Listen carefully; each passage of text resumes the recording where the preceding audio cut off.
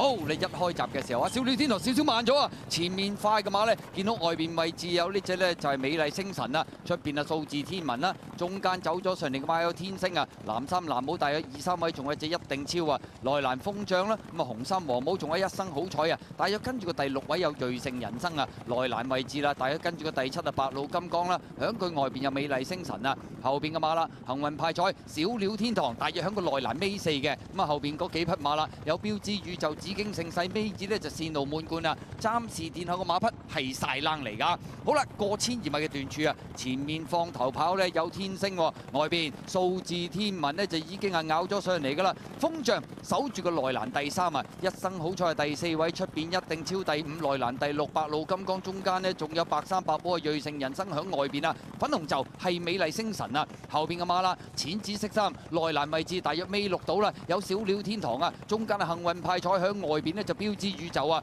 後邊嗰3匹馬紫荊盛世線路滿貫啊，暫時殿後仍然係晒冷嚟㗎。好啦，咁啊轉緊彎，差唔多入直路咯，數字天文已經擺脱咗天星，自己入直路先啊，跟住響第3位㗎嘛，有一生好彩啊，外邊係一定超啊，揈出去外邊追㗎嘛，美麗星辰啦，響入邊偷位上有風象啦，白鷺金剛啦，馬林中間仲有瑞盛人生啊，外邊追嘅話仲有呢隻呢就係紫荊盛世啊，最後200零米數字天文佔先啊，天星呢又上翻嚟啊，外邊位置紫荊盛世殺上嚟亦都相當好勢啊，再後多層內欄仲有白鷺金剛啊，出邊係標誌宇宙晒啦，最後100零米紫荊盛世外邊逢馬過馬贏出呢場香港經典杯，跑第2名啊嘛。